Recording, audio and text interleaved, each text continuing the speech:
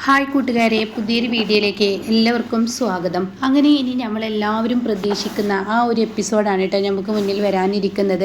അതായത് ഷേയുടെ മുഖത്ത് നോക്കിയിട്ട് അരവിന്ദൻ പറയാണ്, നിന്നെ ഞാൻ ഡിവേഴ്സ് ചെയ്യാടി, നിന്നെ പോലെ ഒരു കഴുതയെ എനിക്ക് ഭാര്യയായി കൊണ്ട് നടക്കേണ്ടത്. കഴുത എന്ന് നിന്നെ പറയാൻ പറ്റില്ല, ഞാനാണ് നിൻ്റെ മുന്നിൽ കഴുതയാവുന്നത്. അതുകൊണ്ട് തന്നെ നിന്നെ പോലെ ഒരു ഭാര്യ എനിക്ക് വേണ്ടടി. നിനക്ക് എപ്പോഴും ആ ചീഫ് എഞ്ചിനീയർ ജോലിയും ആ അഹങ്കാര ഭാവവും തന്നെ മതിയടി എന്നൊക്കെ പറയാണ് കേട്ടോ. താൻ തൻ്റെ നാവ് കൊണ്ട് മേഡം മേഡം എന്ന് വിളിച്ച നാവ് കൊണ്ട് എടി പൊടി എന്ന് വിളിക്കുന്ന ആ ഒരു കിടുക്കൻ സീനാണ് കേട്ടോ നമുക്ക് മുന്നിൽ വരാനിരിക്കുന്നത്. അപ്പോൾ ഇവരുടെ ഈ ഒരു ഫസ്റ്റ് നൈറ്റ് നടക്കാൻ വേണ്ടി അരവിന്ദൻ പല കളികളും നടത്തി നോക്കും. പക്ഷെ അതിലൊക്കെ ഈ ഷേയ ഓരോ ദിവസവും അരവിന്ദൻ്റെ മുന്നിൽ നിന്ന് രാത്രികളിൽ രക്ഷപ്പെടുകയാണ് കേട്ടോ. ഓരോ ദിവസം ഓരോ പണി അരവിന്ദന് കൊടുത്തിട്ട് ഷേയ രക്ഷപ്പെടും.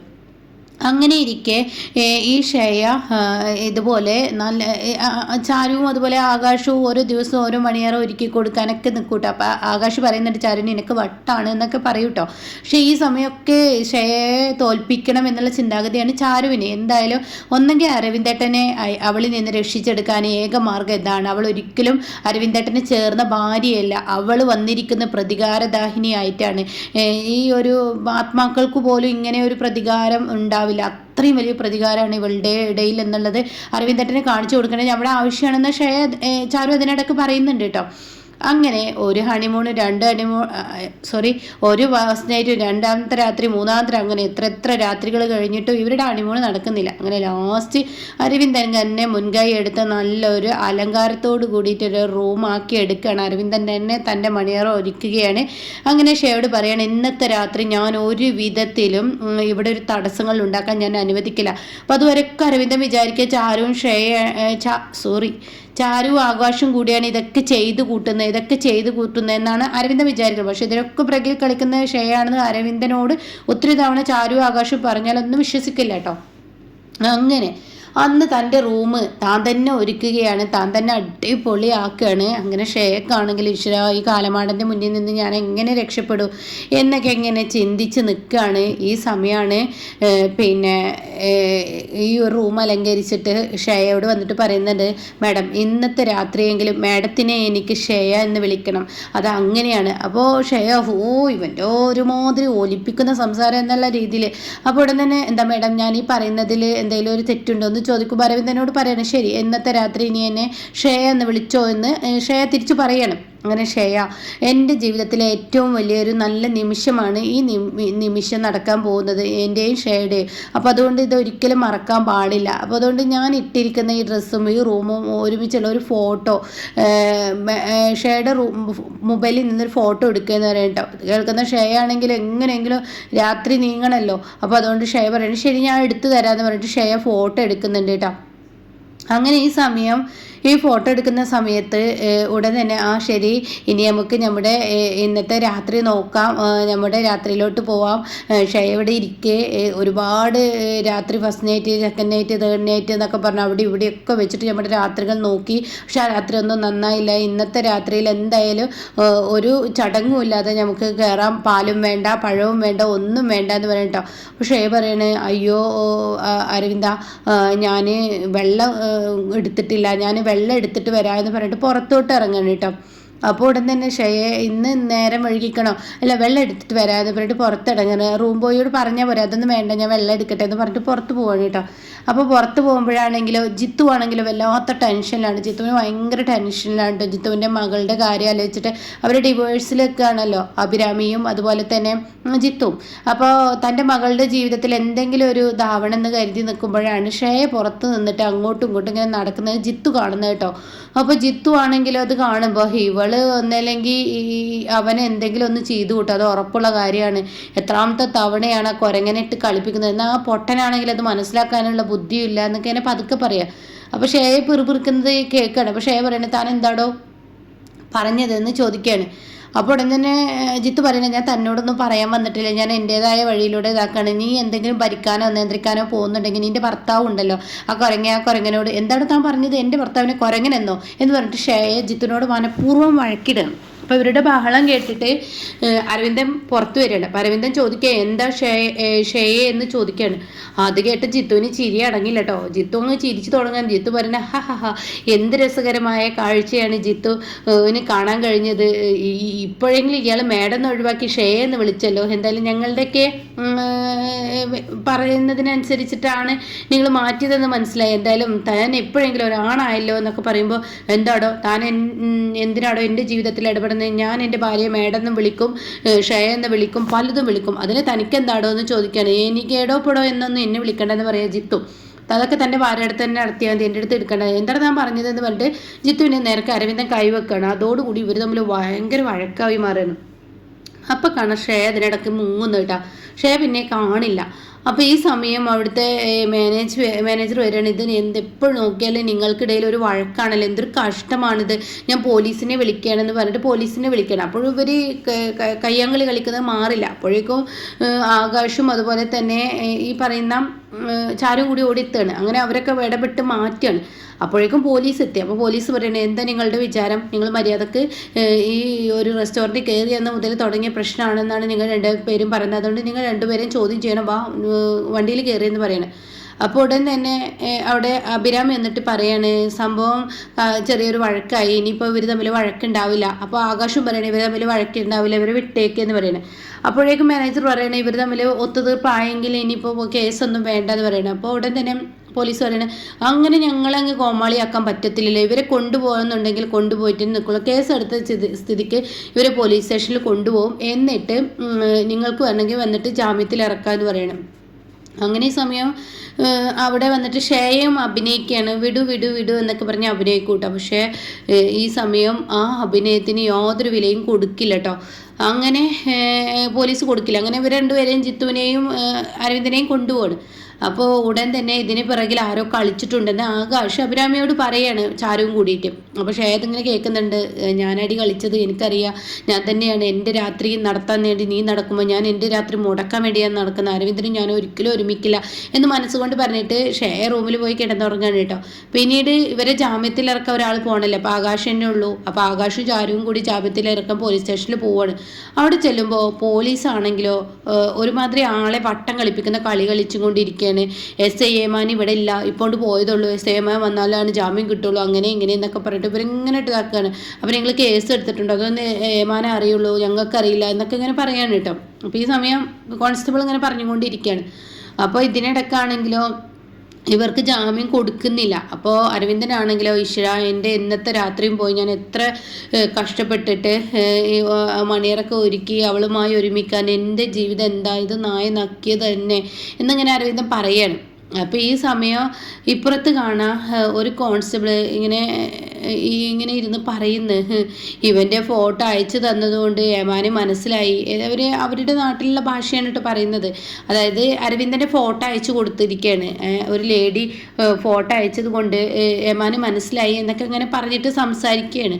അപ്പോൾ ഇതിങ്ങനെ ഇടയിൽ വെച്ചിട്ട് ഇതിങ്ങനെ ശ്രദ്ധിക്കുന്നുണ്ട് കേട്ടോ. ഈ പറയുന്ന അരവിന്ദൻ ഇങ്ങനെ ശ്രദ്ധിക്കുന്നുണ്ട്. അപ്പോൾ ആകാശാണെങ്കിൽ അപ്പുറത്ത് നിൽക്കുന്നുണ്ട്.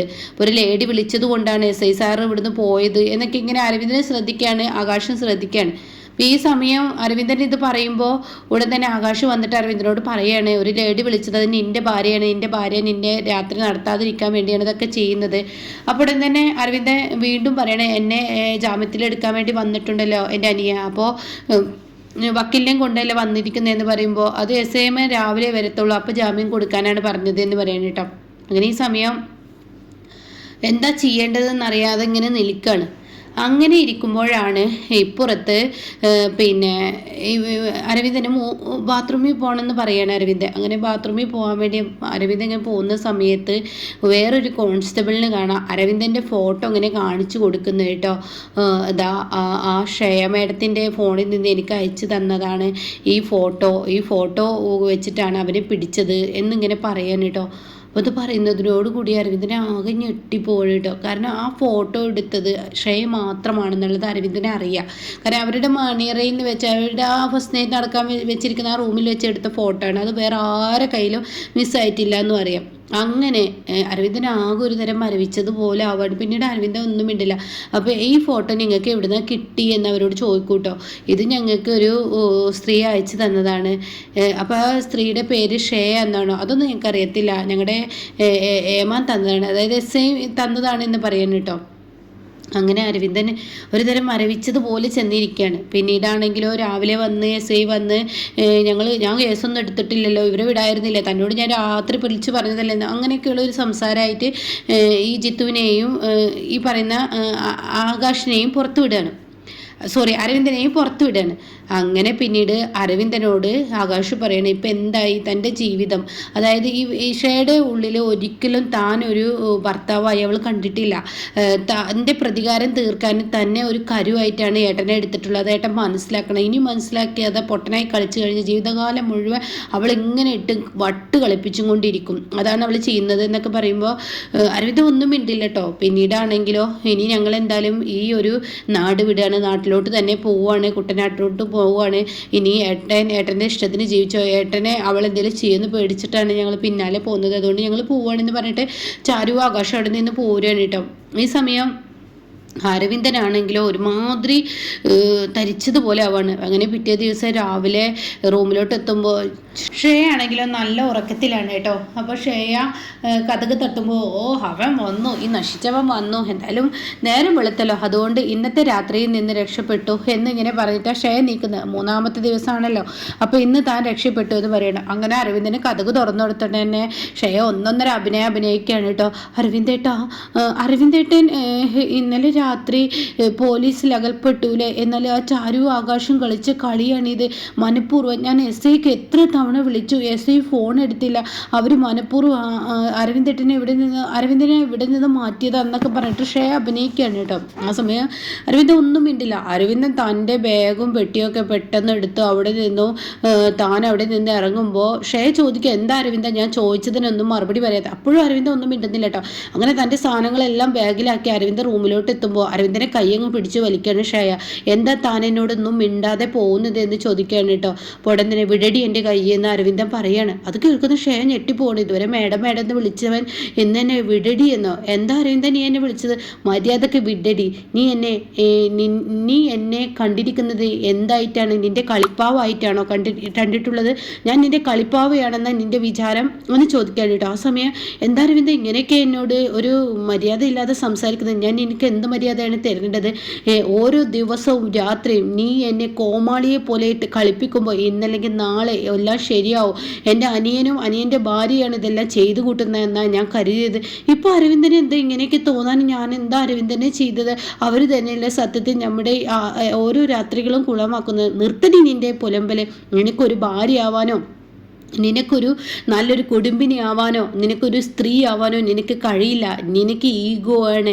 നീ ആട്ടുന്തോലിട്ട ചെന്നായ എന്നൊക്കെ പറയുന്നത് പോലെ എന്താന്നാ പറയേണ്ടത്, നിന്നെ അത്രയും വൃത്തികെട്ട ഒരു വിഷജന്മമാണ്. അതുകൊണ്ട് നിന്നെ ഒരു പുരുഷനും ഭാര്യയായി വാഴിക്കാൻ പറ്റത്തില്ല. നിനക്ക് പ്രതികാരമാണ് വരുന്നത്, നിന്റെ വാശിയാണ്.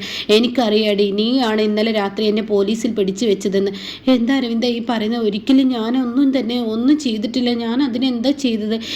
മനഃപൂർവ്വം ഇന്നലെ ജിത്തുവിനെ കൊണ്ട് നീ വഴക്കുണ്ടാക്കി എന്നെയും ജിത്തുവിനെയും പോലീസ് സ്റ്റേഷനിൽ കൊണ്ടുപോയത് ഈ രാത്രിയിൽ നിന്ന് നീ രക്ഷപ്പെടാനായിരുന്നു.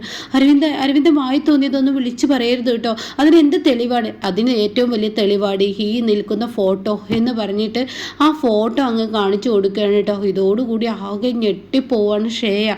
ഈ ഫോട്ടോ നിന്റെ ഫോണിൽ മാത്രം ഉണ്ടായിരുന്ന ഫോട്ടോ ഇന്ന് എൻ്റെ ഫോണിലോട്ട് എത്തണമെന്നുണ്ടെങ്കിൽ അപ്പം അതിന് പിറകിൽ ആരാണ് കളിച്ചതെന്ന് ഏത് പൊട്ടനും മനസ്സിലാവും.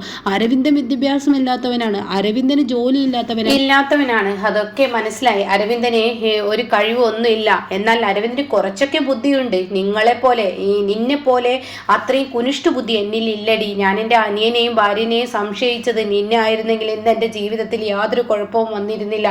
ഞാൻ നീയുമായി ജീവിക്കാൻ ഒരുപാട് ആഗ്രഹിച്ചു. നീ എന്നെ ആത്മാർത്ഥമായി സ്നേഹിക്കുകയാണെന്ന്. പക്ഷെ നീ എന്നോട് പ്രതികാരമായിരുന്നു എന്ന് എനിക്കിപ്പോൾ മനസ്സിലായി. അതുകൊണ്ട് ഗവൺമെൻറ് ജോലിക്കാരിയായ ഷേയ എന്ന് പറയുന്ന ചീഫ് എഞ്ചിനീയറെ, നിങ്ങൾക്ക് താമസിയാതെ ഒരു കടലാസ് നിങ്ങളുടെ വീട്ടിലെത്തും. അത് എന്ത് കടലാസ് എന്നറിയോ? ഡിവേഴ്സിൻ്റെ പേപ്പർ. നിങ്ങളുമായുള്ള ആ ഒരു ബന്ധം ഞാൻ വേർപ്പെടുത്തുകയാണ്. നിങ്ങളുമായുള്ള ബന്ധത്തിലോട്ട് എനിക്ക് താല്പര്യമില്ല ടീ എന്ന് പറഞ്ഞിട്ട് ഒരു തരം അനാവശ്യ വാക്ക് പറയുന്നുണ്ട് കേട്ടോ. അങ്ങനെ ഷയ ആകെ ഞെട്ടിപ്പോവാണ്. പിന്നീട് ഷയ അവിടെ നിന്നും അരവിന്ദൻ്റെ പിറകെ ഓടും. അരവിന്ദനാണെങ്കിലോ പുറത്ത് വരുമ്പോൾ കാണുന്ന കാഴ്ച ആകാശും ചാരുവും കൂടിയിട്ട് ജിത്തുവിനോടും അഭിരാമിയോടൊക്കെ യാത്ര പറഞ്ഞ് അവിടെ നിന്ന് പോരുന്ന സമയം കാണാൻ ആകാശിനെ വിളിക്കുന്ന അരവിന്ദൻ.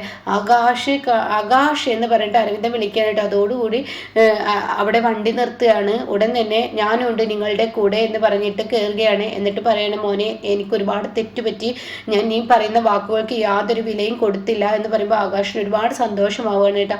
അങ്ങനെ ഷേയെ ഒഴിവാക്കി അരവിന്ദൻ എത്തുന്ന ആ ഒരു എപ്പിസോഡ് ഇപ്പോൾ ഈ ടൂറിൽ നമുക്ക് കാണാനുണ്ട് കേട്ടോ.